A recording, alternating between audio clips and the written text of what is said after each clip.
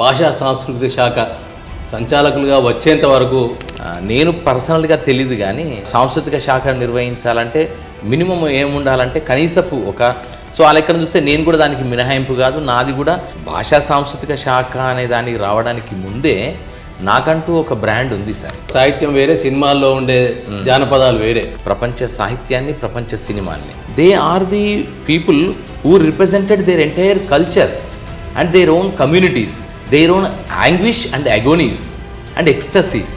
ప్రపంచ సాహిత్యంలో ఉండే గొప్ప వ్యక్తులను ఎవరిని తీసుకున్నా, నోబెల్ ప్రైజ్ విన్నర్స్ని ఎవరు తీసుకున్నా, సాహితీవేత్తలనే వ్యక్తుల ద్వారా అక్షరాల రూపంలో, వాక్యాల రూపంలో, కవిత్వం రూపంలో ప్రపంచం మొత్తం మీద మానవుడు అంటే ఆదిమ మానవుడు, ఆధునిక మానవుడుగా, నవీన మానవుడుగా, ఏఐ మానవుడిగా ఆ ఫౌండేషన్ మాత్రం ఖచ్చితంగా ఫోక్లోర్లోనే ఉంది. అంటే ఒక తరం నుంచి మరొక తరానికి లిఖిత రూపం లేనప్పుడు, సాహిత్యం లేనప్పుడు, లిపి లేనప్పుడు వాళ్ళు ఒక తరం నుంచి మరొక తరానికి ఆ కథల్ని, ఆ జీవ విలువలన్నీ తెలుగు సినిమాలలో తొలి పాట పరితాప భారంబు భరింప తగున అనేది ప్రధాన జీవన స్రవంతి. అంటే మనకు రామాయణం, మహాభారతం, భాగవతం, నిత్య యవ్వనం, ప్రపంచాధిపత్యం. అంటే అధికారం కావాలి, ఆయన దేహంలో నిత్యం యవ్వనంతో ఉండాలి అనే ఈ రెండు లక్ష్యాల కోసమే జెనెటిక్ ఇంజనీరింగ్ వచ్చిన తర్వాత ఆ వృద్ధాప్యపు జన్యువును తీసేద్దామని అంటున్నాం. ఆ జన్యువు కనుక అది యాక్టివేట్ అయిందంటే మనిషి చచ్చిపోతాడు. కళలు బతకాలంటే కళాకారులు కావాలని మీ నినాదం. ఎప్పుడైతే 56లో ఉమ్మడి రాష్ట్రం అంటూ ఏర్పడ్డ తర్వాత బతుకమ్మ పాటల జానపదాలు ఒకవైపు, ఇంకొక వైపు ఉద్యమం కోసం పాడే పాటలు మరొక వైపు, మట్టి పాదాలతోని దాన్ని పునీతం చేయాలనే ఒక ఆకాంక్ష మన తెలంగాణ బిడ్డలు ఎట్లాంటి వాళ్ళు అంటే చిన్న మనసు నొచ్చుకుంటే ఇక జన్మలను మన మొహం చూడరు. I have created an atmosphere where you can find your family. ఆ రోజు బేఫికర్గా ఒక్క ఫ్లెక్సీ తెచ్చుకుంటే అన్నీ చేసుకొని వెళ్ళిపోవచ్చు. రవీంద్రనాథ్ ఠాగూర్ విగ్రహం దగ్గర ఉండే ఫోయర్ స్పేస్ కూడా మొత్తం టైల్స్ అన్ని పగిలిపోయి చిట్లిపోయి ఉన్న సందర్భం ఉంది. మీరు ముషాయిరాలకు వెళ్ళేసరికి మీరు కూడా ఒక రకమైన ముషాయిరాను, తెలుగు భాష, తెలుగు సంస్కృతి అంతా నాశనం అయిపోతున్నాయని మనం బాధపడుతున్నాం. ఇదే బాధని ఇంగ్లీష్ వాడు కూడా బాధపడుతున్నాడు. జెన్ జీలు వచ్చిన తర్వాత, మిలీనియల్స్ వచ్చిన తర్వాత, ఈవెన్ కొరియన్ పాప్ అనేది ఇప్పుడు మనకు ఏదో మన ఇళ్లలో పాడుకునే పాటలాగా అయిపోయింది. సో వీటన్నిటి నేపథ్యంలో మనం కూడా ఎప్పటికప్పుడు అడాప్ట్ కావాలి, గ్రో కావాలి, అప్గ్రేడ్ కావాలి. I do believe in training. ఎంతటి గొప్పోడైనా for the promotion of art, for the preservation of art and for the continuation of the art and art form. ఇప్పుడు నన్నయ్య, తిక్కన, ఎర్రాప్రగడ ఓకే, వాళ్ళని కాదనేది లేదు. కానీ మన పోతన ఉన్నాడు కదా, మన పాల్కురికి సోమన్ ఉన్నాడు కదా, మన తెలంగాణ బిడ్డ పంపన ఉన్నాడు కదా. నన్నయ్య కంటే ముందు ఉన్న ఆది కవి పంపన. నాకు ఎందుకంటే నేను చదవని రోజు, నేను చచ్చిపోయిన రోజు రెండు ఒకటే అవుతాయి. Welcome real talk with AK.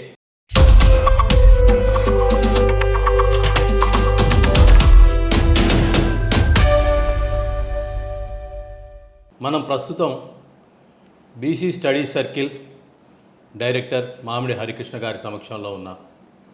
వారు బహుముఖ ప్రజ్ఞాశాలి, కవిగా, రచయితగా, విమర్శకునిగా, డాక్యుమెంటరీ ఫిలిం నిర్వాహకులుగా, నిర్మాతగా, చరిత్రకారునిగా, చిత్రకారునిగా వారు చేపట్టిన రంగాల గురించి చెప్పాలంటే చాలదు. భాషా సాంస్కృతిక శాఖ సంచాలకులుగా ఉన్నప్పుడు ఎన్నెన్నో కార్యక్రమాలు, వినూత్న కార్యక్రమాలు చేపట్టారు. వాటి గురించి వివరించాలంటే టైం సరిపోదు అన్నట్టు ఉంటుంది. వారు మనకు ఇంటర్వ్యూ ఇవ్వడానికి అంగీకరించినందుకు నమస్కారాలు సార్. సార్ నమస్తే సార్. భాషా సాంస్కృతిక శాఖ సంచాలకులుగా వచ్చేంత వరకు పెద్దగా పరిచయం లేదు సార్. అంటే జనానికి పరిచయం లేదు. సహకార శాఖలో పనిచేశారు. భాషా సాంస్కృతిక శాఖకు రావడానికి గల కారణాలు ఏంటి? నాకు మొదటి నుంచి కూడా సాహిత్యం అంటే చాలా ఇష్టం సార్. చిన్నప్పటి నుంచి కూడా అక్షరంతో సహవాసమే ఎక్కువ, అక్షరంతో ప్రయాణం, సాహిత్యంతో సాంగత్యం ఇదే ఎక్కువ. సో అందుకని నేను స్టూడెంట్గా ఉన్నప్పటి నుంచే విస్తృతంగా రాశాను. డెక్కన్ క్రానికల్లో కానీ, ఆంధ్రభూమిలో కానీ, ఆంధ్రజ్యోతి, ఇట్లా ఏవైతే అప్పుడు ఉండే అంటే పాపులర్ న్యూస్ పేపర్స్ ఏవైతున్నాయో వాటిల్లో సండే కవర్ స్టోరీస్ నుంచి మొదలుకొని ఎడిటోరియల్ పేజీలో ఆర్టికల్స్, తర్వాత నమస్తే తెలంగాణ లాంటి పత్రికల్లో సినిమా సంబంధించిన ఫుల్ పేజ్ ఆర్టికల్స్ కానీ ఇవన్నీ చాలా రాశాను. సో ఆ విధంగా నేను పర్సనల్గా తెలియదు, కానీ దాదాపు నేను ఒక అన్అఫీషియల్ జర్నలిస్ట్గా నాది 92 ఆ ప్రాంతం నుంచి కూడా ఉంది సార్. అంటే నేను హైదరాబాద్కి ఉస్మానియా యూనివర్సిటీ లా కోసమని వచ్చాను 1992లో. 92లో వచ్చినప్పటి నుంచి క్రానికల్లో ఆర్టికల్స్ రాస్తూ వచ్చాను. సో ఆ విధంగా నాకు ఆ విధంగా జర్నలిస్ట్గా అంటే చెప్పాలంటే జర్నలిస్ట్గా ఒక పెద్ద ప్రస్థానం ఉంది. ఆ విధంగా నేను మామిడి హరికృష్ణ అనే పేరు ఈజ్ వెరీ వెరీ పాపులర్. బాగా నేను తెలియదు ఎవరికి, నేను వ్యక్తిగా తెలియదు కానీ మామిడి హరికృష్ణ అనే పేరు మాత్రం చాలామందికి తెలుసు. సో దాంట్లో భాగంగానే నేను ఇంకా డైరెక్టర్ కల్చర్ రావడానికి ముందే నాకు 2 నంది అవార్డులు వచ్చాయి బెస్ట్ ఫిల్మ్ క్రిటిక్గా. నేషనల్ అవార్డ్స్ చాలా వచ్చాయి. తర్వాత సినీ గోయర్స్ అనేది ఒకటి అప్పుడు ప్రెస్టీజియస్ అవార్డు, అది సినీ గోయర్స్ అని. సినీ గోయర్స్ అవార్డు కూడా నాకు 2012-11 ఆ ప్రాంతంలోనే వచ్చాయి. సో అందుకని భాషా సాంస్కృతిక శాఖ అనే దానికి రావడానికి ముందే నాకంటూ ఒక బ్రాండ్ ఉంది సార్. ఇక్కడ నేను మీకు క్లియర్ చేయదలుచుకున్న అంశం ఏంటంటే Mamidi Harikrishna is a government employee, no doubt in it. But దానికి ముందు ఒక విద్యార్థి, దానికంటే ముందు అక్షరాన్ని ప్రేమించిన మనిషి, దానికంటే ముందు సాహిత్యంతో నడిచిన మనిషి. సో అందుకని ఆ విధంగా నాకంటూ ఒక స్పెషల్ సిగ్నిఫికెన్స్ ఉంది. ఇక భాషా సాంస్కృతిక శాఖ నేను వచ్చింది 2014లో. అవును, అది రావడానికి ఈ నేపథ్యమే దోహదపడింది. యాక్చువల్గా చెప్పాలంటే 2014లో భాషా సాంస్కృతిక శాఖ డైరెక్టర్గా నేను గవర్నమెంట్ చేత నియమించబడ్డానికి ఈ నేపథ్యమే కారణమైంది. ఈ నేపథ్యం అంతా లేకపోతే అంటే 1992 నుంచి మొదలుకొని 2014 వరకు అంటే దాదాపు ఒక 22 సంవత్సరాల నేపథ్యం కనుక లేకపోతే నాకు ఆ పోస్టుకు వచ్చేవాళ్ళని కాను నేను. ఎందుకంటే కోఆపరేటివ్ డిపార్ట్మెంట్ నాది. కోఆపరేటివ్ డిపార్ట్మెంట్ వాళ్ళలో సాంస్కృతిక శాఖ నిర్వహించాలంటే మినిమం ఏముండాలంటే కనీసపు ఒక సాహిత్యం పట్ల, సంగీతం పట్ల, నృత్యము, కళలు, సాంస్కృతిక అంశాల పట్ల ఒక అవగాహన కానీ ఆలోచన కానీ ఉంటే ఆ అధికారి మరింత రాణించగలుగుతాడు. సో అది నేను సహకార శాఖలో ఉన్న జనరల్ అధికారులాగా అందరిలాగా ఉన్నట్టయితే దీనికి నన్ను కన్సిడర్ చేసేవాళ్ళు కాదు. అంటే ఏదో ఒక అధికారిలాగా రావడం వేరే. ఇప్పుడు ఐపీఎస్లు ఐఏఎస్లు ఉంటారు. అవును, ఐఏఎస్లు ఒకేసారి ఒక శాఖ నుంచి ఇంకో శాఖకి జంప్ అయిపోతారు. అవును, అక్కడ పరిస్థితి బేసిక్స్ తెలియకపోవచ్చు, ఏమైనా తెలియకపోవచ్చు, ఆ పరిస్థితులు వేరే. అంటే అధికారికి ఉన్న ఒక గొప్ప లక్షణం ఏంటంటే సార్, ఏ టాస్క్ ఇచ్చినా ఆ టాస్క్లోని జాబ్ చార్ట్ని బట్టి, దాంట్లో ఉండే మోడాలిటీస్ని బట్టి, ఆ గైడ్లైన్స్ని బట్టి తనని తాను అడాప్ట్ చేసుకోగలిగే తత్వం ప్రతి ప్రభుత్వాధికారికి ఉంటుంది సార్. అది వేరే దేనికైనా ఉండొచ్చు కానీ భాషా సాంస్కృతిక శాఖకు వచ్చేటప్పుడు భాష పట్ల అవగాహన, సంస్కృతి పట్ల అవగాహన ఇవన్నీ ఉండాలి. ఇవన్నీ కొంచెం అరుదుగా కొద్ది మందిలోనే ఉంటాయి. ఎందుకంటే మొదటి బాల్యం నుంచి కొంత అవగాహన లేదా పెంపొందినప్పుడే అది అవకాశం ఉంటుంది. అవును, మీకు బాల్యం నుంచి మీ అమ్మగారే సాహిత్యం పట్ల ప్రేమ నేర్పిండ్రు. అవును, నిజమే. నాకు అంటే అందుకే నేను చెప్తున్నా, నేను నా మొత్తం జీవన ప్రయాణంలో నేను అందుకే సాహిత్యంతోనే నడిచాను. అదే అమ్మతోనే నడిచింది. పేరు అమ్మ స్వరాజ్యం. మా అమ్మ పేరు స్వరాజ్యం, మా నాన్న పేరు సుదర్శన్. బాల్యమే దేనికైనా కూడా బాల్యమే పునాది అంటారు కదా. సో ఆ లెక్కను చూస్తే నేను కూడా దానికి మినహాయింపు కాదు. నాది కూడా మొత్తం ప్రస్థానం అంతా బాల్యంలోనే బలమైన పునాదులు ఏర్పడ్డాయి. సో దానికి మా అమ్మ కారణం, మా నాన్న కారణం, నేను పుట్టి పెరిగిన మా షాయంపేట మా ఊరు కారణం, మా ఊరు ఉన్న ఆ జాగ్రఫికల్ కండిషన్స్ కూడా కారణం. సో దానికి తోడు మా సామాజిక నేపథ్యం కూడా కారణం. అలాగే మాకున్న ఆర్థిక స్థాయి, మాకుండే సామాజికంగా హోదా, ఇవన్నీ కూడా కారణమేనే, ఒకటని చెప్పలేను. సో అందుకని దాన్ని ఎట్లా చూపిస్తానంటే, నేను ఇప్పుడు చూస్తున్న ఈ నా మొత్తం ప్రస్థానంలో ఎన్నెన్నో సామాజిక, ఆర్థిక, రాజకీయ, సాంస్కృతిక, కుటుంబపరమైన వాటన్నింటి నేపథ్యంలోంచే నేనున్నానని నేను భావిస్తాను. I'm a product of all these circumstances that made me to lead this position now. So or else it will not be possible. So sometimes మనకుండే ప్రతిబంధకాలను, ఆటంకాలను అధిగమించి ఉన్నత స్థానానికి రావడం అనేది ఒకటి ఉంటుంది మానవుల్లో. But at the same time మనకుండే పరిస్థితులు దానికి అనుకూలించడం కూడా ఒకటి ఉంటుంది. దాంట్లో నాకు నా కుటుంబ వాతావరణం చాలా బాగా సహకరించిందని నేను భావిస్తాను. ఎందుకంటే మా అమ్మ చదువుకున్నది బాగా.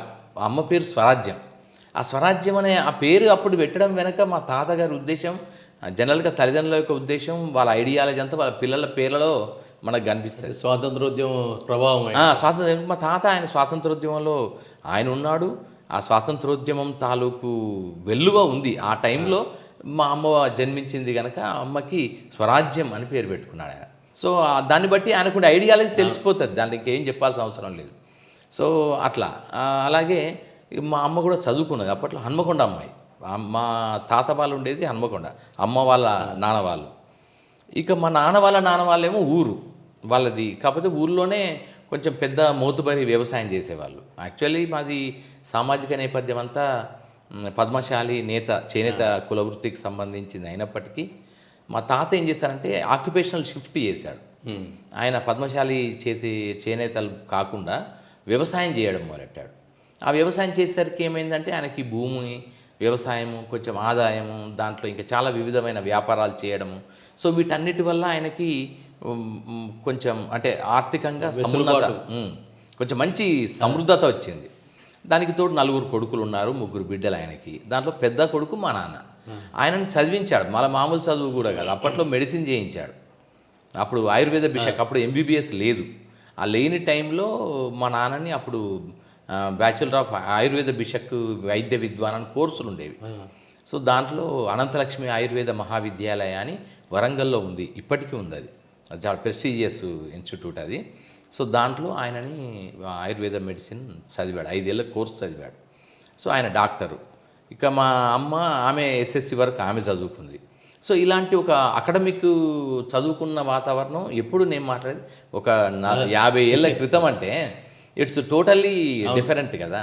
సో ఆ టైంలో నేను మా ఇంట్లో పుస్తకాలు ఉండడం అన్నీ వీటన్నిటి మధ్య పెరిగాను కనుక కొంచెం నాకు ఆ సాహిత్యపు సొబగు, రవీంద్రనాథ్ ఠాగూర్ గురించి, చలం గురించి, శరత్చంద్ర చటర్జీ గురించి, ఇంకా మహాశ్వేతాదేవి, ఇట్లా వీళ్ళందరూ ఎవరెవరైతే భారతీయ సాహితీ నిర్మాతలు ఎవరైతే ఉన్నారో వారందరి గురించి నాకు చిన్నతనంలోనే పరిచయం ఏర్పడ్డది.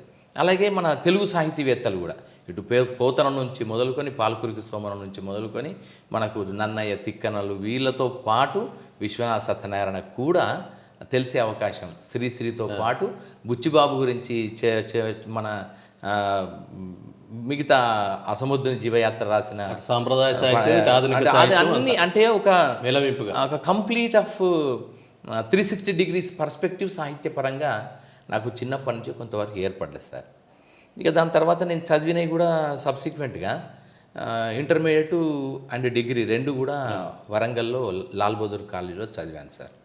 లాల్ బహదూర్ కాలేజీలో లైబ్రరీలోనే ఎక్కువ గడిపేవాడిని. లైబ్రరీ అంటే నాకు చాలా ఇష్టం. ఇప్పటికీ పుస్తకాల మధ్య ఉండడం అనేది నాకు చాలా ఇష్టం. పుస్తకం చెక్కిన మనిషిగా నేను భావిస్తా. నాకు నువ్వెవరు అంటే నేను చెప్పుకునేది ఏంటంటే నేను పుస్తకం చెక్కిన మనిషిని. నేను ఖచ్చితంగా చెప్పేది ఏంటంటే ఇది నేను పుస్తకమే నేను, అంత అట్లా ఉంటుంది. ఇక తర్వాత డిగ్రీ అక్కడే అయిపోయింది వరంగల్లోనే. తర్వాత డిగ్రీలో ఉన్నప్పుడు కూడా మా కాలేజ్ మ్యాగజైన్కి, అంటే లాల్ బహదూర్ కాలేజ్ ఉంది, లాల్ బహదూర్ కాలేజ్ మ్యాగజైన్కి నేను 3 సంవత్సరాలు నేనే ఎడిటర్గా పనిచేశాను. అంటే సాహిత్యపు సొబగు ఉంది కనుక, ఆ వ్యాసరచన సామర్థ్యం ఉంది కనుక, భాష పట్ల, తర్వాత వివిధ అంశాల పట్ల ఒక 360 డిగ్రీస్లో పర్స్పెక్టివ్లో ఆలోచించి, విశ్లేషించి, వివరించి చెప్పగలిగే సామర్థ్యం నాకు మొదటి నుంచి ఉంది కనుక నాకు అది ఈజీ అయిపోయింది. సో అది కూడా నా సాహితీ ప్రస్థానానికి, సాహిత్యం పట్ల నాకుండే ప్రేమకు అది మరింత దోహదపడ్డది, నేను ఎడిటర్గా కావడం అనేది. సో ఆ తర్వాత ఇక పీజీకి వచ్చాను, బీఎడ్ చేశాను. బీఎడ్లో నా స్టేట్ ర్యాంకు, తర్వాత లాలో స్టేట్ ఫస్ట్ ర్యాంకు, ఎంఈడిలో యూనివర్సిటీ ఫస్ట్ ర్యాంకు, గోల్డ్ మెడలు. సో ఇట్లా అంతటా అకాడమిక్గా ఉండడం ఒకవైపు, మరొక వైపున ఎప్పటికప్పుడు నేను నాలోని భావాలు ప్రజలకు వ్యక్తం చేయాలనే కోరిక ఒకటి సార్. సాహిత్యము, కవిత్వము, రచనలు, వ్యాసాలు అనేవి they have become my expressions to the world. ప్రపంచానికి నా భావనల్ని, నా ఆలోచనల్ని చెప్పడానికి, ప్రపంచంలో వస్తున్న పరిణామాలపైన నాదైన పర్స్పెక్టివ్ని చెప్పడానికి ఇవన్నీ నాకు వాహికలుగా అయిపోయినాయి. దానికి తోడు నాకు పెద్దగా ఫ్రెండ్స్ కూడా ఎవరు లేరు సార్ మొదటి నుంచి కూడా. ఆ పుస్తకాలే మధ్యలోనే స్నేహాలు పుస్తకాల మధ్యనే ఎక్కువ గడిపేది. సో అలాంటప్పుడు నాకు ఎక్కువ ఫ్రెండ్స్ లేరు కనుక, ఉన్నారు బట్ పెద్దగా లేరు. సో కనుక ఏంటంటే నేను most of the times I use to spend my entire time in the libraries or in reading or in cinema అంటే కూడా చాలా ఇష్టం. మా అమ్మ నాన్నల నుంచి కూడా వాళ్ళకు కూడా సినిమాలు అంటే చాలా ఇష్టం. అందుకని వాళ్ళతో పాటు సినిమాలకు వెళ్ళడం, సినిమాలు చూస్తూ ఉండడం, ఆ విధంగా సినిమాలపైన ఆసక్తి. సినిమాల పైన ఆసక్తి ఉండడం వల్లనే మీరు పిహెచ్డిలో అవును, జానపద కథాంశాల మీదనే తెలుగు సినిమాలలో తెలుగు సినిమా జానపద కథాంశాల మీదనే పిహెచ్డి చేశారు. జనరల్గా సాహిత్యం పట్ల సాహిత్యం వేరే, సినిమాల్లో ఉండే జానపదాలు వేరే. అవును, దానికి దీనికి కొంత పొసగదు అనొచ్చు, కొంత పొసుగుతుంది, రెండు రకాలుగా ఉంటుంది. అవును, పూర్తిగా కాకుండా రకరకాల వాళ్ళు మార్పులు చేస్తుంటారు. అవును. మీరు అవన్నిటిని ఎలా అవపోసన పట్టగలిగారు? అంటే క్రియేటివిటీ అంతా ఒకటే సార్.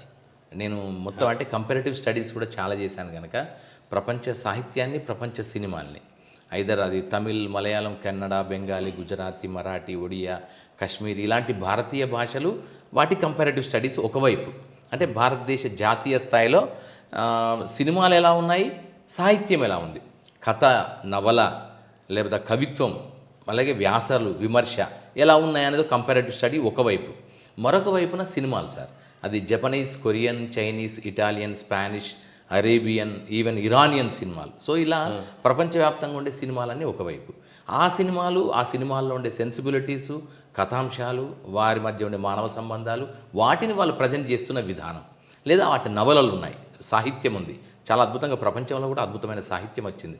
అది గాబ్రియెల్ గార్షియా మార్కెజ్ కావచ్చు, టోనీ మారిసన్ కావచ్చు, ఇంకా చాలామంది అద్భుత నెగ్విబ్ మెహఫౌజ్, ఇలా చాలామంది, అంటే ఈజిప్షియన్ దర్వీష్ ఉన్నాడు, తర్వాత పాబ్లో నెరూడా ఉన్నారు, ఇంకా చాలామంది, అంటే ఇటు స్పానిష్ కవులు ఉన్నారు, ఇంగ్లీష్ కవులు ఉన్నారు, ఈజిప్షియన్ కవులు ఉన్నారు, ఆఫ్రికన్ కవులు ఉన్నారు, ఓలే సోయింకా అని అద్భుతమైన రచయిత ఉన్నాడు, అలాగే ఇట్లా చిన్వా అచెబే, వీళ్ళందరూ ఉన్నారు. వీళ్ళందరూ ఒక్కొక్క they are the people who represented their entire cultures and their own communities, their own anguish and agonies and ఎక్స్టసీస్.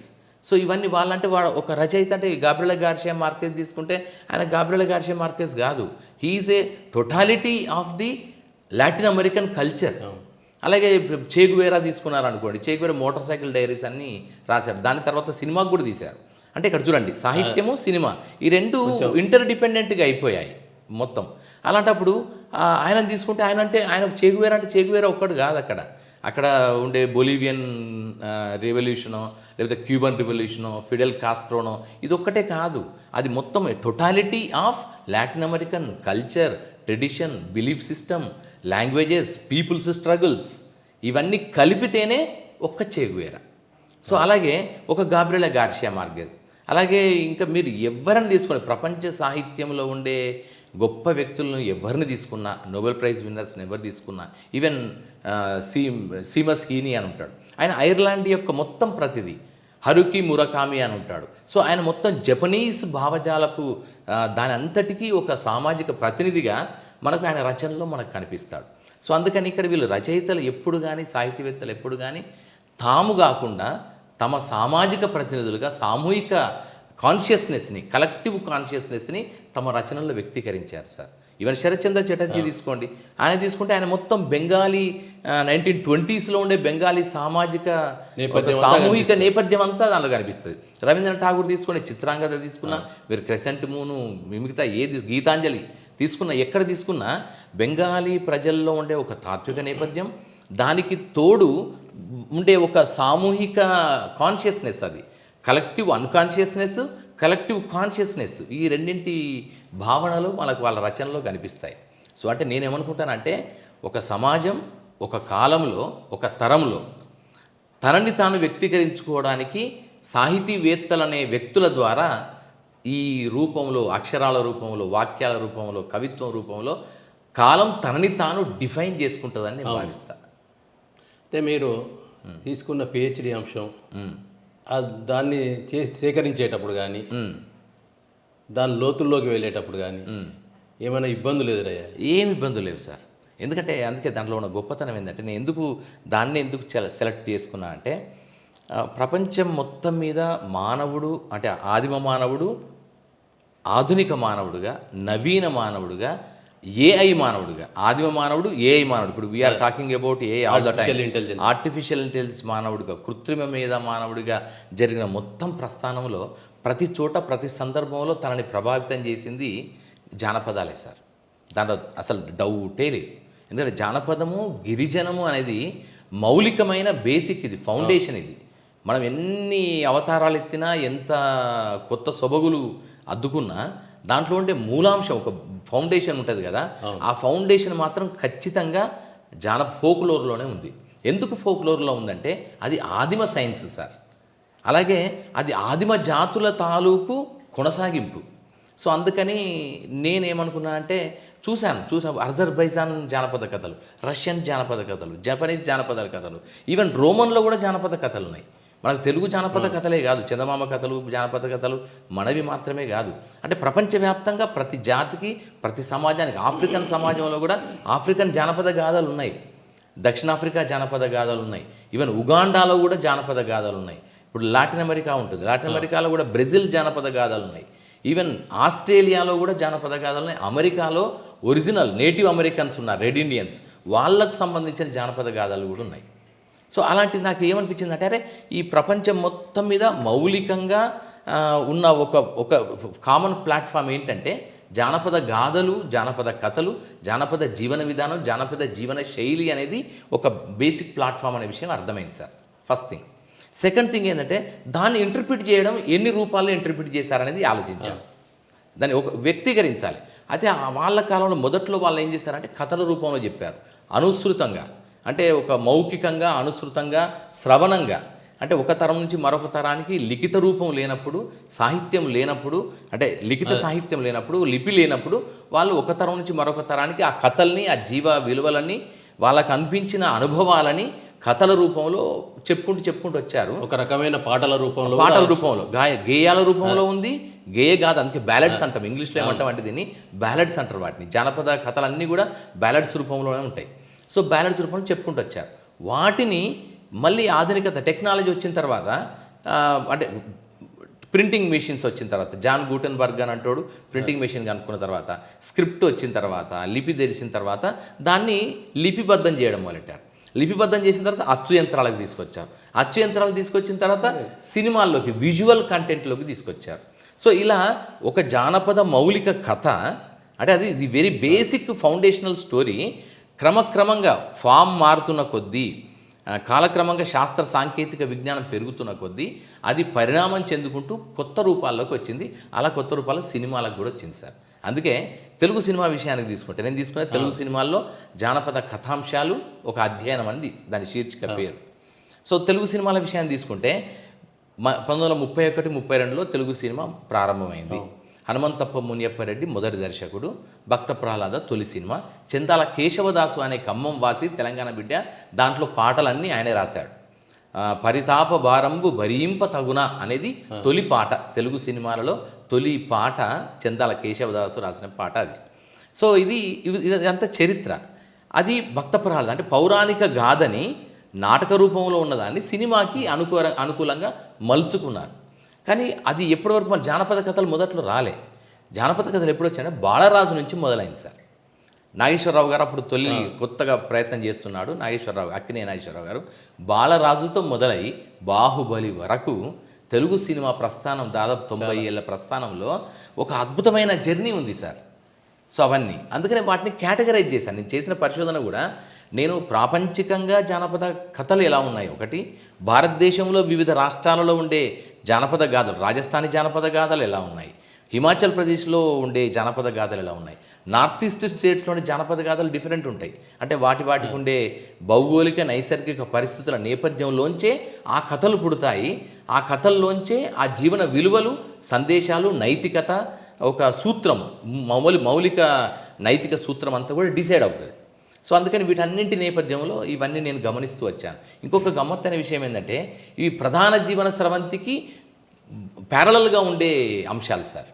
ప్రధాన జీవన స్రవంతి అంటే మనకు రామాయణం, మహాభారతం, భాగవతం, భగవద్గీత, ఇవి మాత్రమే పురాణాలు, ఇవి మాత్రమే ప్రధాన జీవన స్రవంతిలో ఉండే సృజనాత్మక విన్యాసాలు. అది దేవుడి పేరు మీద కావచ్చు, సంస్కృతి పేరు మీద కావచ్చు, ఒక ధర్మం పేరు మీద కావచ్చు, అవి విస్తృతంగా వచ్చాయి. కానీ ఈ జానపద కథలన్నీ దీనిలో వీళ్ళ ప్రధాన కథానాయకులు ఈ త్రిమూర్తులు కాదు, మిగతా వాళ్ళు కాదు, అక్కడ ఉండే స్థానిక వీరులే దీనిలో ప్రధాన కథానాయకులు. అంటే ఆ స్థానికత, ఆ మౌలికత, స్థానికత, ఆదిమత అనేది నన్ను బాగా కట్టుకున్నది. అందుకని ఆ జానపద కథల వైపు వెళ్ళిపోయాను. అందుకే బాలరాజు, తర్వాత కీలుగుర్రం, తెలుగు సినిమాకి వచ్చారు కీలుగుర్రం. ఆ కీలుగుర్రం మళ్ళీ ఏదొక్కడదో కాదు, గమ్మత్ ఏంటంటే Keelugurram is the story that has been adapted from 1001 nights, Arabian nights అని ఉంది. అది అరేబియన్ లిటరేచర్లో 1001 అరేబియన్ నైట్స్ అంటాం. సింధుబాద్ కథలు, జిన్, అల్లావుద్దీన్ అద్భుత దీపం కథ, తర్వాత అలీబాబా 40 దొంగలు, ఇలాంటి కథలన్నీ ఉన్న ఒక అద్భుతమైన గ్రంథం అరేబియన్ నైట్స్. అది అరేబియన్ నైట్స్లో ఒక కథ కీలుగుర్రం కథ. అంటే ఒక మెషిన్, ఒక గుర్రం, పరిగెత్తే గాలిలో ఎగరగలిగే ఒక గుర్రం, ఒక మానవ హ్యూమన్ ఫాంటసీ నుంచి ఆ కథ పుట్టిందనమాట. సో దాన్ని కీలుగుర్రం అనే సినిమా తీస్తే అది సూపర్గా హిట్ అయింది. మాయా కుదిరే దాన్ని తమిళ్లో తీస్తే కూడా సూపర్ హిట్ అయింది. సో అక్కడి నుంచి మళ్ళీ బాహుబలి వరకు, బాహుబలి కూడా కంప్లీట్లీ అది జానపద కథే. సో ఇలా ఉన్నాయి. వీటిని ఒక కేటగిరీ, అంటే యాజ్ ఇట్ ఈస్ జానపద కథల్ని యాజ్ ఇట్ ఈస్గా తీసింది ఒకటి. అలాగే సోషలైజ్డ్ కథలు, జానపద కథల్ని సోషలైజ్డ్ చేసి తీసిన కథలు కూడా చాలా ఉన్నాయి.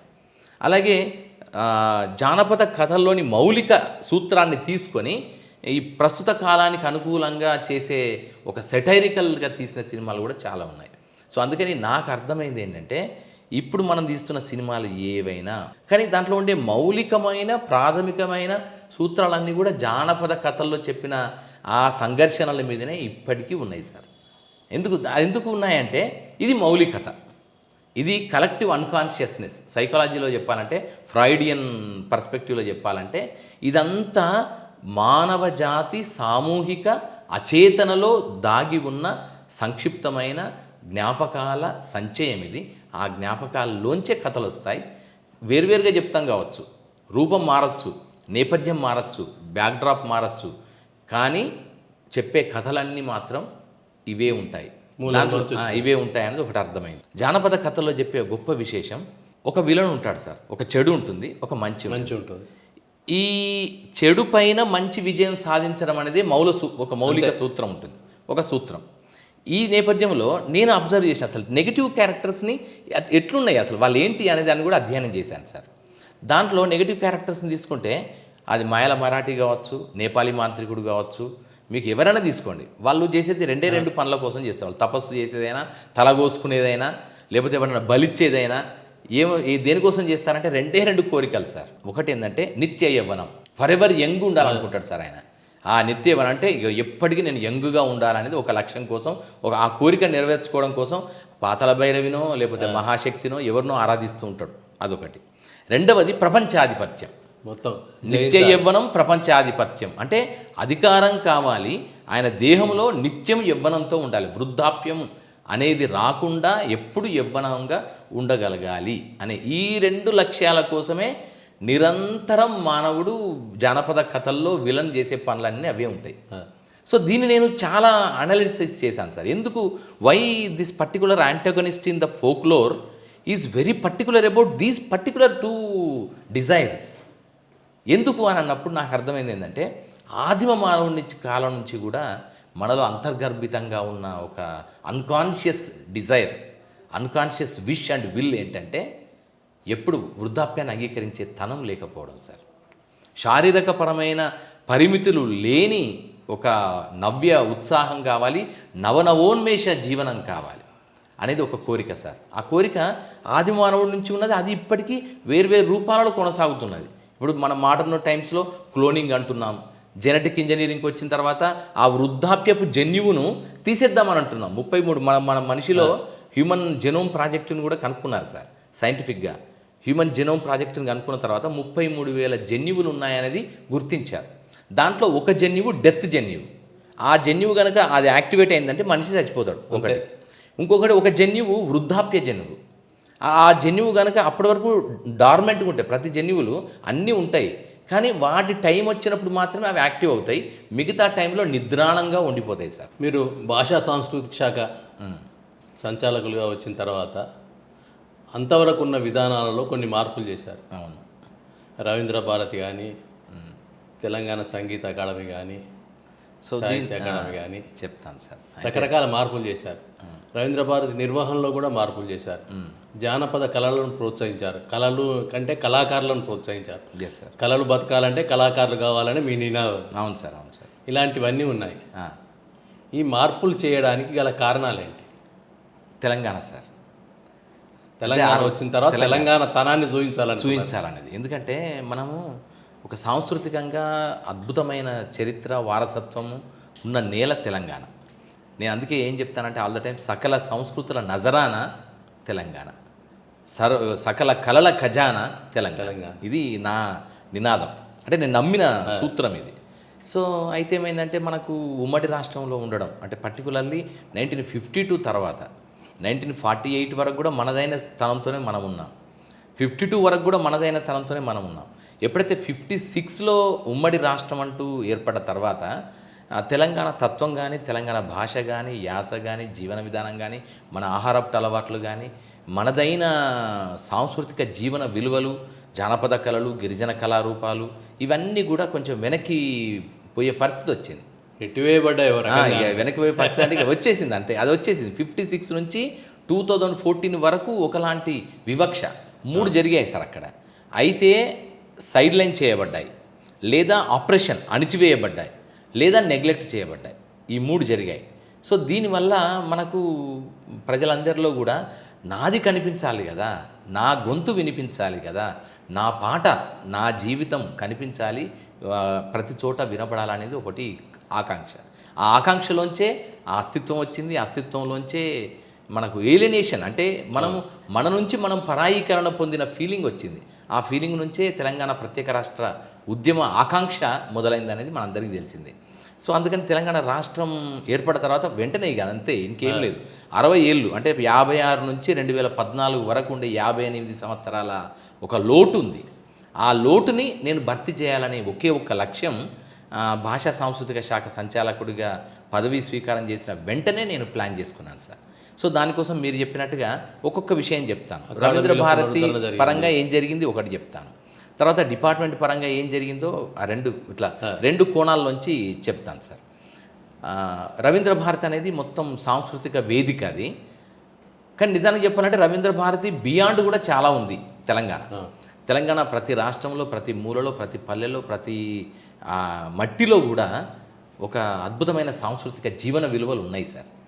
అది లక్కీలీ మన ప్రజల గొప్పతనం. అది ఏం చేశారంటే వాళ్ళు ఎన్ని ప్రభావాలు వచ్చినా, సినిమా లాంటి ఎన్ని ప్రధానమైన బలమైన శక్తులు మన మీద దాడి చేసినా, మన చుట్టూ వచ్చినా, మనని ప్రభావితం చేసినా కూడా మనదైన మూలతత్వాన్ని కానీ, మనదైన అస్తిత్వాన్ని కానీ పోగొట్టుకోలేదు సార్. అందుకే దానికి ఉద్యమం చాలా దోహదపడ్డది. అందుకే మన పాట మనకే ఉంది, మన జానపదం మనకే ఉంది. అది కాకపోతే రూపం మార్చుకుంది. అంటే పొలం పనుల జానపదాల నుంచి మొదలుకు అది పోయి బతుకమ్మ పాటల జానపదాలు ఒకవైపు, ఇంకొక వైపు ఉద్యమం కోసం పాడే పాటలు మరొక వైపు.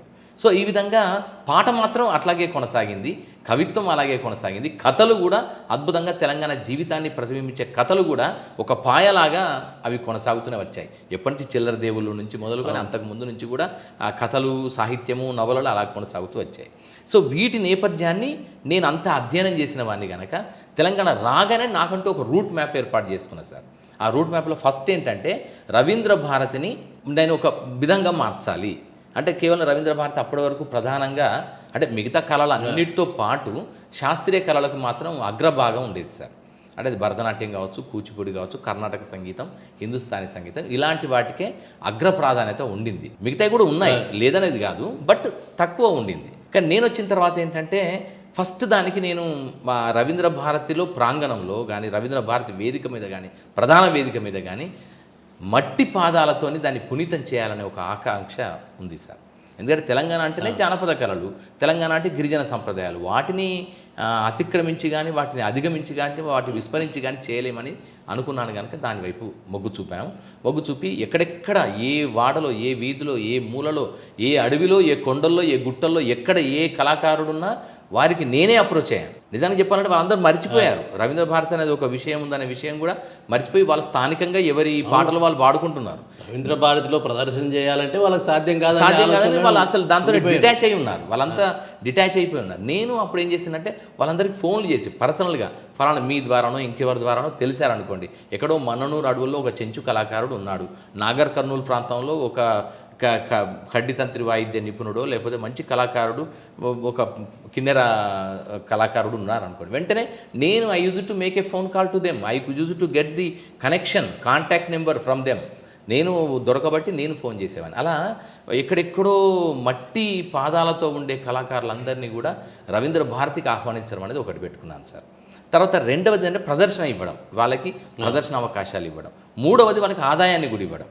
ఏదో ఉత్తగానే ప్రదర్శన వచ్చి చేశారు మీకు ఇదే గొప్ప అని చెప్పడం కాకుండా ప్రభుత్వం యొక్క అనుమతితోని వారికి తగినటువంటి పారితోషికాన్ని ఇచ్చే విధంగా మనం ప్లాన్ చేయడం. అంటే ఎప్పుడు కానీ నేను ఒకటి నమ్ముతాను సార్, ఏ కళ కానీ ఏ సృజనాత్మకత కానీ బతకాలంటే ఆర్థికమే ప్రధానం సార్. ఈస్థెటిక్స్ ఎకనామిక్స్ అనే రెండు అంశాలలో ఈస్థెటిక్స్ ఎంత గొప్పగానూ ఉండొచ్చు, ఎకనామిక్స్ అనేది లేకపోతే ఈస్థెటిక్స్ అనేది సర్వైవ్ కాదు సార్.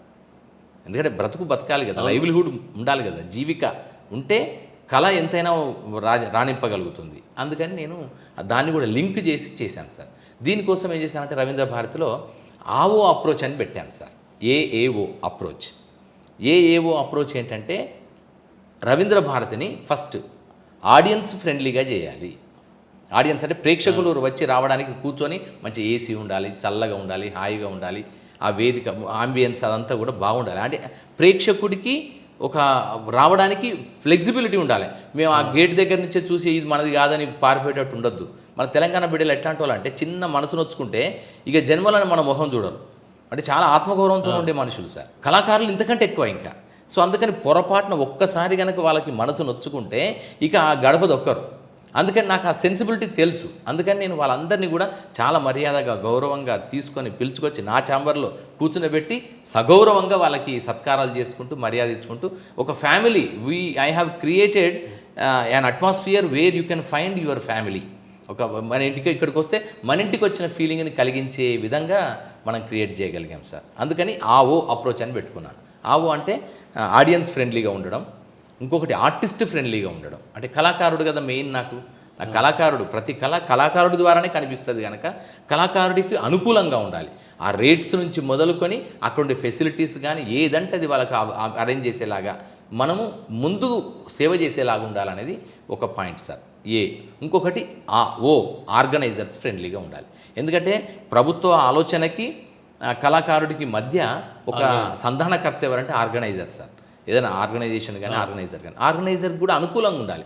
ఆయనకి ఏదైనా ఉన్నది లేదు, ఏదైనా నేను తెచ్చుకోలేను అంటే అప్పటికప్పుడు అరేంజ్ చేసేగలిగి ఉండాలి. చాలా సందర్భాల్లో ఒక్కొక్కసారి ఏమవుద్దంటే సౌండ్ సిస్టమ్స్ బాగుండవు. అది మనం ముందే మంచి ప్రొవైడ్ చేసి చక్కని పెట్టామనుకోండి, ఆయనకు ఆర్గనైజర్కి దాదాపు ఒక 30-40 వేలు తగ్గినట్టే కదా, ఇబ్బంది కూడా ఉండదు. అందుకని వస్తే ఇక్కడ కంఫర్ట్గా వస్తే ఒక నేను ఫ్లెక్సీ పెట్టుకుంటే చాలు అనే భరోసాని మనం ఇవ్వగలిగాలి. అది మనం చేసాం సార్. తర్వాత పైడి జయరాజ్ ప్రీవ్యూ థియేటర్ సెకండ్ ఫ్లోర్లో ఒకటి పనికి రాకుండా ఉండిపోయింది సార్, ఒక స్టోర్ రూమ్ లాగా ఉండిపోయింది.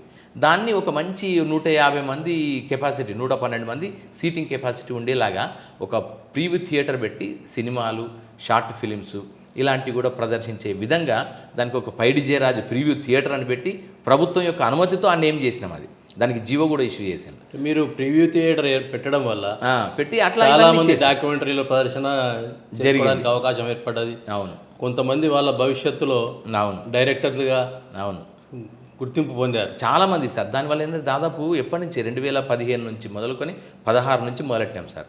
16 నుంచి మొన్నటి వరకు కూడా శనివారం అనే పేరు మీద ఒకటి, సండే సినిమా అనే పేరు మీద వరల్డ్ సినిమా అని చెప్పడం, అవన్నీ చూపించడం ద్వారా దాదాపు 34 మంది కొత్త డైరెక్టర్లు తెలంగాణ వచ్చినప్పటి నుంచి ఇప్పటి వరకు కొత్త డైరెక్టర్లు వచ్చారు సార్. అక్కడి నుంచి వచ్చిన వాళ్ళంతా అక్కడే నేర్చుకున్నారు, అక్కడే తెలుసుకున్నారు, అక్కడే జ్ఞానం పొందారు, అక్కడే వాళ్ళ ఫ్రెండ్స్ మీట్ అయ్యారు, అక్కడే స్టోరీ డిస్కషన్స్ జరిగాయి. అదొక హబ్ అయిపోయింది సార్. ఒక film making informal film training institute లాగా అదొక హబ్ లాగా తయారైపోయింది. సో అది కూడా ఒక one of the greatest achievement అది. తర్వాత మొత్తం దాంట్లో ఉండే స్టేజ్ డైనమిక్స్ కానీ కుర్చీలు కానీ ఇవన్నీ మార్చడం జరిగింది సార్. సో అంటే దాన్ని ఫిజికల్గా మార్చడము, దాన్ని టెక్నికల్గా మార్చడము, అంటే అప్గ్రేడ్ చేయడం జరిగింది. తర్వాత దాని యాంబియన్స్ను కూడా అధునాతన టెక్నాలజీ వాడుకుంటూ ఇవన్నీ చేశాం. ఈవెన్ గ్రీన్ రూమ్స్ అయితే చాలా అద్భుతంగా మార్చడం జరిగింది. అంటే మొత్తం గ్రీన్ రూమ్స్లో ఒక ఆర్టిస్ట్ ఏం కోరుకుంటాడంటే తనను మొత్తం సంపూర్ణంగా చూసుకోవాలనుకుంటాడు. అందుకని అద్దాలు 8 feet 10 feet అద్దాలు, పెద్ద పెద్ద అద్దాలు పెట్టాం సార్ దాంట్లో. అందుకని నేను ఖచ్చితంగా చెప్పగలను, అంటే నాకు ఇవన్నీ ఆ థియేట్రిక్స్ ఆ డైనమిక్స్ చదివాను సార్. విస్తృతంగా చదివాను. ఇప్పుడు కొడాక్ థియేటర్ నుంచి మొదలుకొని మీకు మన వీళ్ళది లండన్ థియేటర్ వరకు ఉండే థియేటర్లు ఎట్లుంటాయి, వాటి డిజైన్స్ ఎలా ఉంటాయి, వాటి మోడాలిటీస్ ఎలా ఉంటాయి, and modern theatres, Opera house ఉంది ఇప్పుడు ఆస్ట్రేలియాలో, ఒపేరా హౌస్ అంటారు. ఒపేరా హౌస్లో ఉండే ఇంటీరియర్స్ ఎట్లా ఉన్నాయి, ఏం సంగతి అని ఇవన్నీ స్టడీ చేసి వాటిలోంచి మనకి ఇక్కడ అడాప్టబుల్గా ఉండే వాటిని అడాప్ట్ చేసుకొని అవి ఏర్పాటు చేయడం జరిగింది. జానపద కళలకి, గిరిజన కళారూపాలకి, హైదరాబాద్ దక్కని కూడా. ఎందుకంటే మనకు ఉన్న గొప్ప బలం ఏంటంటే హైదరాబాద్ దక్కని సంప్రదాయాలు సార్. దాంట్లో ముషాయిరాలు ఉన్నాయి, సూఫీ సంగీతం ఉంది, గజల్స్ ఉన్నాయి, ఖవ్వాలీస్ ఉన్నాయి. సో ఇది కూడా ఒక అద్భుతమైన మన వారసత్వం కదా. అందుకని దాన్ని కూడా ప్రోత్సహించే విధంగా రవీంద్ర భారతిని అందరికీ అనుకూలంగా ఉండేలాగా, ప్రతి ఒక్కరి కళని నిజం చేసేలాగా దాన్ని రూపొందించడం అదొకటి సార్. మీరు ముషాయిరాలకు వెళ్ళేసరికి మీరు కూడా ఒక రకమైన ముషాయిరాను సృష్టించారు. అవును, ఫ్యూజన్ షాయరీ. ఫ్యూజన్ షాయరీ, అవును అవును. అది ఫ్యూజన్ షాయరీ అంటే ఎందుకు సార్ అంటే, నేను కొంచెం ప్రపంచవ్యాప్తంగా కూడా విస్తృతమైన సాహిత్యాన్ని అధ్యయనం చేస్తూ వస్తున్నాను సార్. ఆ క్రమంలో ఏంటంటే ఇప్పుడు ప్యూర్ లాంగ్వేజ్ అనేవి లేవు సార్. ఇప్పుడు ఎక్కడ కూడా ప్రపంచవ్యాప్తంగా ఎక్కడ కూడా, ఈవెన్ ఇంగ్లాండ్లో మనం ఏమంటున్నామంటే ఇంగ్లీష్ వచ్చేసి మనల్ని డామినేట్ చేస్తున్నది, అంతా ఇంగ్లీషు మమ్మీ డాడీ కల్చర్ అయిపోయింది, తెలుగు భాష తెలుగు సంస్కృతి అంతా నాశనం అయిపోతున్నాయని మనం బాధపడుతున్నాం. ఇదే బాధని ఇంగ్లీష్ వాడు కూడా బాధపడుతున్నాడు. ఏదైతే ఆక్స్ఫర్డ్ యూనివర్సిటీ ఉందో, ఏదైతే గొప్పగా మనం భావించే కేంబ్రిడ్జ్ యూనివర్సిటీ ఉందో, వాళ్ళందరూ అదే బాధపడుతున్నారు. ఇంగ్లీష్ చచ్చిపోతున్నది వాళ్ళు బాధపడుతున్నారు. ఎందుకు బాధపడుతున్నారు అంటే ఈ మోడర్న్ టెక్నాలజీస్, జెన్ జీలు వచ్చిన తర్వాత, మిలీనియల్స్ వచ్చిన తర్వాత వాళ్ళు ఈ SMS లాంగ్వేజే రాస్తున్నారు. ప్రొనౌన్సియేషన్ ఫుల్ ప్రొనౌన్సియేషన్ రాస్తలేరు, ఫుల్ స్పెల్లింగ్స్ రాస్తలేరు. వేర్ ఆర్ యూ అంటే WRRU అని పెడుతున్నారు. అంటే వేర్ ఆర్ యూ అనే దానికి అదే ఒక సంప్రదాయబద్ధమైన ఇంగ్లీషు పండితుడు ఏమని చెప్తాడు, తప్పు అంటాడు.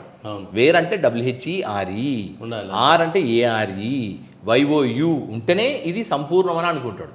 అలాంటిది అక్కడ అట్లా ఇప్పుడు వాళ్ళు కూడా బ్రేక్ చేశారు. సో ఎగ్జామ్స్ కూడా ఈ ఆక్స్ఫర్డ్ యూనివర్సిటీ లాంటి అతిపెద్ద యూనివర్సిటీల్లో ఎగ్జామ్స్ కూడా ఇప్పుడు వాళ్ళు SMS లాంగ్వేజ్లో రాస్తామని స్టూడెంట్స్ అందరూ గొడవ చేస్తున్నారు. దిద్దకపోతే ఇవాల్యుయేషన్ చేయకపోతే ధర్నాలు చేస్తున్నారు. సో ఇలాంటి ప్రపంచవ్యాప్తంగా ఇలాంటి నేపథ్యం ఉంది కనుక మళ్ళీ మనకంతా ఇప్పుడు టెక్నాలజీ వల్ల, యూట్యూబ్ వల్ల, సోషల్ మీడియా వల్ల చేంజ్ బాగైంది సార్, ఎక్స్చేంజ్ బాగైంది. ఈవెన్ కొరియన్ పాప్ అనేది ఇప్పుడు మనకు ఏదో మన ఇళ్లలో పాడుకునే పాటలాగా అయిపోయింది. కొరియన్ వాళ్ళకి BTS అనే వాళ్ళు కానీ, బ్లాక్ పింక్ కానీ, వీళ్ళంతా జంక్ కానీ, వీళ్ళంతా మనం ఇప్పుడు తెల్లారులేస్తే మాట్లాడుకునే వ్యక్తుల్లాగానే, బాలసుబ్రహ్మణ్యం లేదా ఘంటసాల అని ఎట్లయితే చెప్పుకుంటామో, జంక్ గురించి ఇప్పుడు జెన్జీ వాళ్ళు చెప్పుకుంటున్నారు చాలామంది.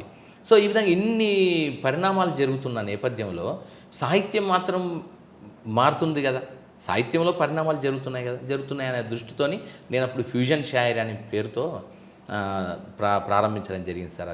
దానిలో ఫ్యూజన్ షాయరీలో దానికి కూడా నేను కూడా నియమాలు పెట్టుకున్నాను అనుకోని, ఒక 5-6 స్టాంజాలు ఉండాలి.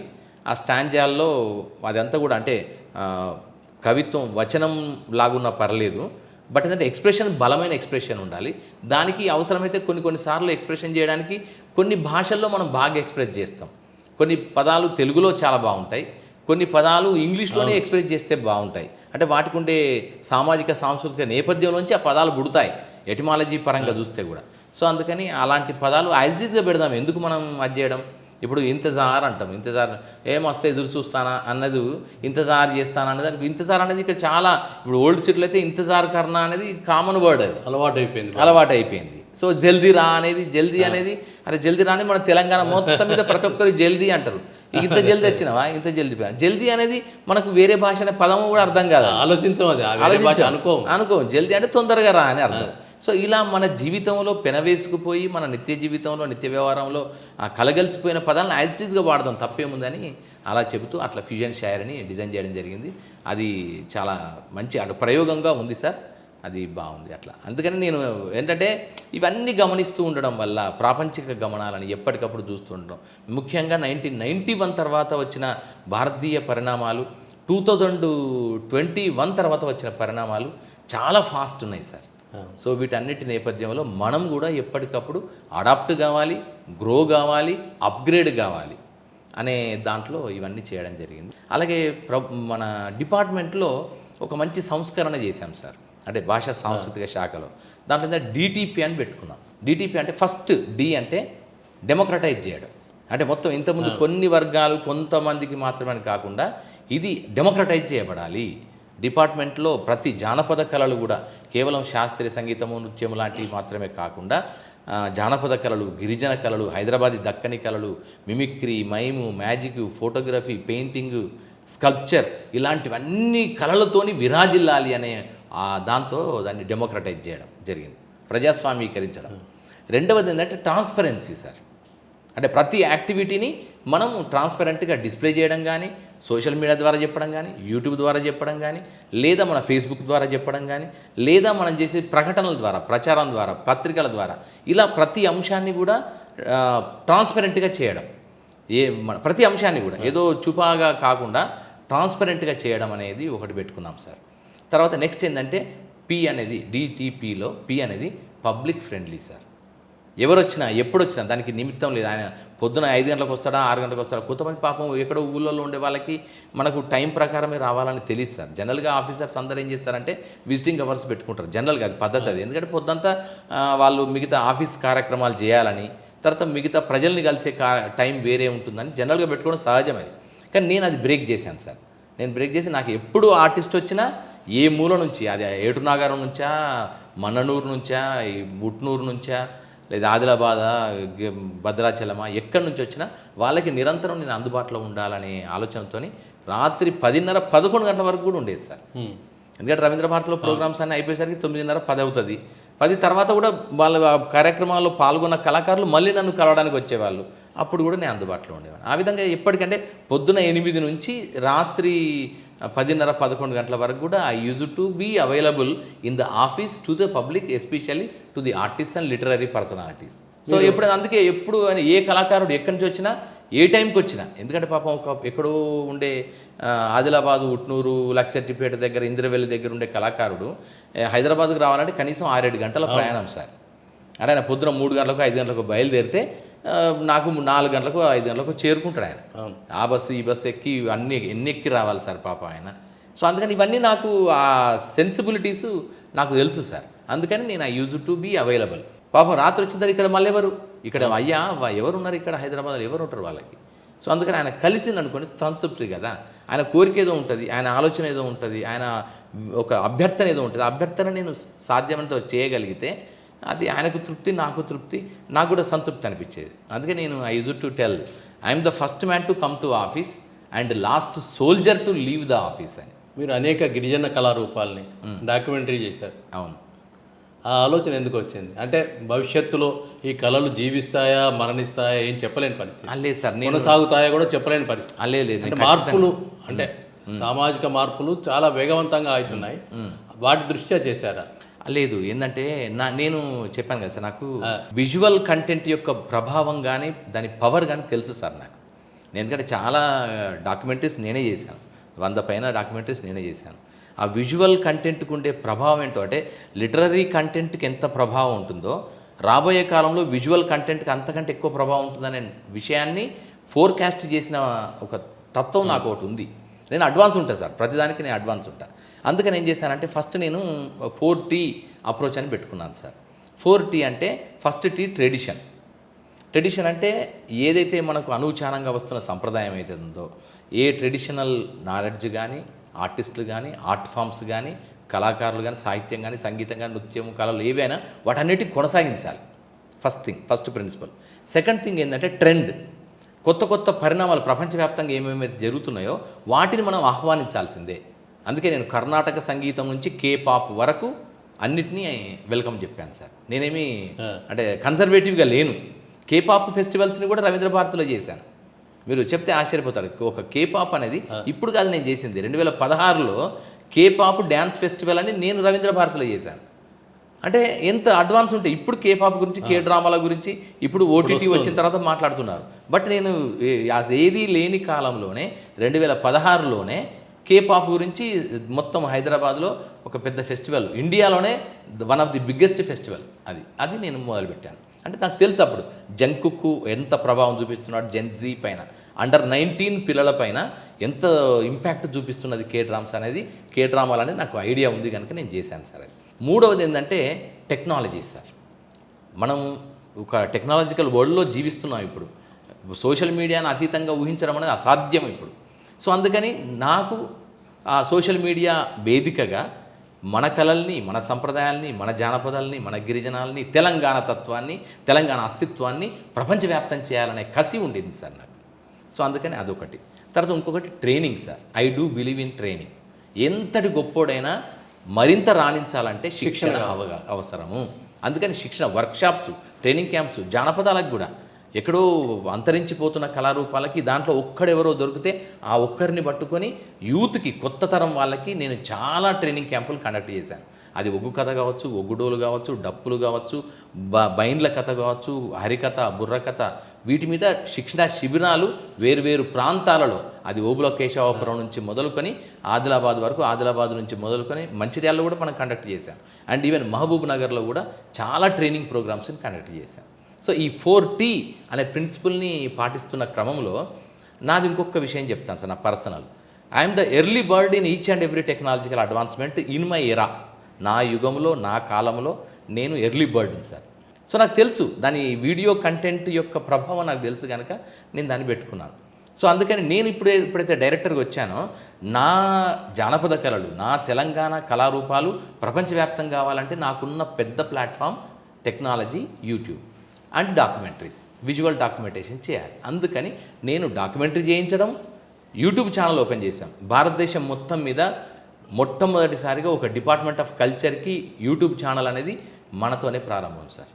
2015-16లో మనం యూట్యూబ్ ఛానల్ ప్రారంభించాం. తర్వాత నేను మళ్ళీ సాంస్కృతిక సారథికి కూడా మొత్తం 33 ఛానళ్ళు నేను ఓపెన్ చేశాను. సాంస్కృతిక సారథి మనకుంది, పెద్ద వ్యవస్థ, ఒక అద్భుతమైన వ్యవస్థ.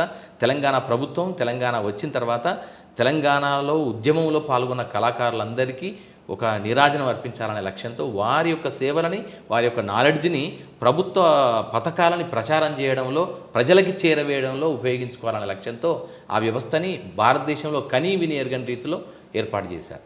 సో ఆ ఏర్పాటు చేసిన వ్యవస్థకి నేను సెక్రటరీని. ఆ సెక్రటరీగా నేను దానికి ఒక 33 జిల్లాలకి 33 ఛానళ్ళని ఓపెన్ చేశాం. సో అలా భారతదేశం మొత్తం మీద ఒక్క డిపార్ట్మెంట్లో 33 యూట్యూబ్ ఛానళ్ళు ఉన్న ఒకే ఒక్క వ్యవస్థ సాంస్కృతిక సారథి. అలాగే నా డిపార్ట్మెంట్కు, కల్చర్ డిపార్ట్మెంట్కు కూడా నేను 2015-16లోనే ఒక యూట్యూబ్ ఛానల్ ఓపెన్ చేశాను. దాంట్లో ఇప్పుడు దాదాపు 39,000 మంది, 40,000 మంది, నేను బయటకు వచ్చినప్పుడు 39,000 మంది సబ్స్క్రైబర్స్ ఉన్నారు. దానికి కొన్ని కోట్ల వ్యూస్ ఉన్నాయి. దాంట్లో అన్ని డాక్యుమెంటరీస్ చేసి పెట్టాం. సో మనం ఏవైతే జానపద కళారూపాలు మీరు అన్నారు ఇక్కడ, అంటే అంతరించిపోతాయని పెట్టలేదు సార్, వాటిని మరింత బలోపేతం చేయడం కోసం పెట్టాం. మనం ఇంకా ఏంటంటే ఈ 11 ఏళ్ల కాలంలో అసలు కొత్త ఉత్సాహం వచ్చింది సార్, కొత్త తరం వచ్చింది. ప్రతి జానపద కళారూపంలో, ప్రతి గిరిజన కళారూపంలో, అది కొమ్ముకోయ కావచ్చు, గుస్సాడి కావచ్చు, లంబాడి కావచ్చు, బంజారా కావచ్చు, ఈవెన్ థింసా కావచ్చు, అంటే ప్రతి ఏవైతే మీరు అన్నది నిజమే, సామాజిక పరిణామ క్రమంలో ఈ కళారూపాలన్నీ కూడా అంతరించిపోయి కొత్త తరం వాళ్ళు ఆమోదించకపోవడం వల్ల, అనుకరించకపోవడం వల్ల, వాటిని ప్రాక్టీస్ చేయకపోవడం వల్ల అంతరించిపోతున్నాయనేది మీరు అన్నది కరెక్టే. కానీ దానికి నేను అందుకే దాని నుంచి అంతరించిపోకుండా ఉండడానికి ట్రైనింగ్ అనేది పెట్టాను, కొత్త తరం వాళ్ళకి ట్రైనింగ్. దానివల్ల అంతరించిపోలేదు సార్. ఇప్పుడు మంచిగా నేను 12 మెట్ల కింద నేను ఫస్ట్ వెతికినప్పుడు ఒక్కరిద్దరే ఉన్నారు, ఆ దర్శనం మొగిలయ్య, ఇంకో ఇద్దరు పోచయ్య ఇద్దరు ఉండేవాళ్ళు. తర్వాత నేను మళ్ళీ వెతికి మొత్తం చేస్తే దాదాపు 250 మంది కిన్నెర కళాకారులు నాకు నాగర్ కర్నూలు ప్రాంతంలో దొరికారు. వాళ్ళకి పెన్షన్స్ ఇచ్చాం. వాళ్ళందరూ అరుదైన జాతి, నాకు అరుదైన కళారూపం కలిగిన వాళ్ళు, మట్టి బిడ్డలని వాళ్ళందరికీ ప్రభుత్వం సహకారంతో వాళ్ళల్లో దాదాపు ఒక 40-50 మందికి ఎలిజిబుల్ వాళ్ళకి మనం pensions, old age artist pensions వాళ్ళకు కూడా ఇచ్చాం సార్. సో ఇలా అంటే whatever the means I could help them for the promotion of art, for the preservation of art and for the continuation of the art and art form, I have done wonderful things sir.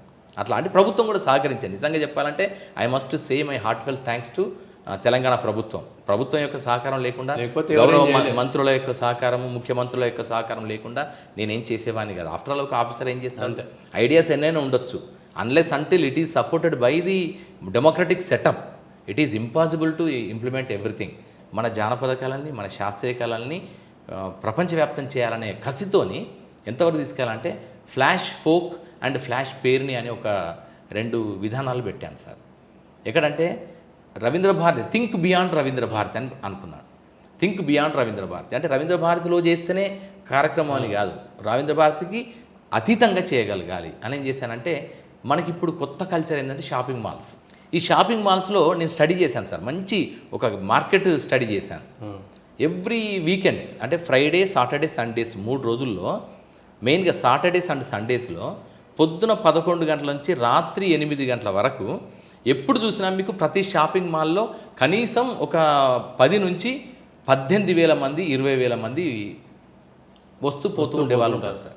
Floating, వాళ్ళు కొనుగోలు కోసం రావచ్చు, eat, celebrate, drink, cinema, entertainment, play, దేనికోసమైనా రావచ్చు sir. Families కూడా రావచ్చు, వ్యక్తులుగా రావచ్చు, ఇండివిజువల్ రావచ్చు. అంటే మొత్తం మీద మీకు ఆ షాపింగ్ మాల్లో ఎప్పుడు చూసినా 8 నుంచి రాత్రి పొద్దున 11 నుంచి రాత్రి 8 గంటల వరకు ఎప్పుడు చూసినా 10 నుంచి 20,000 మంది వ్యక్తులు ఉంటున్నారు, మనుషులు ఉంటున్నారు. సో ఇంత పెద్ద ఆడియన్స్ కదా నాకు. ఇదొక న్యూ ఇన్ఫార్మల్ ఆడిటోరియం నాకు. అది ఆ నిర్మాణాలు కూడా ఎంత బాగున్నాయంటే, కింద ఆట్రియం ఉంటుంది సార్, కంప్లీట్ కింద ఆట్రియం ఉంటుంది, పైన first floor, second floor, third floor ఇవన్నీ ఉంటాయి.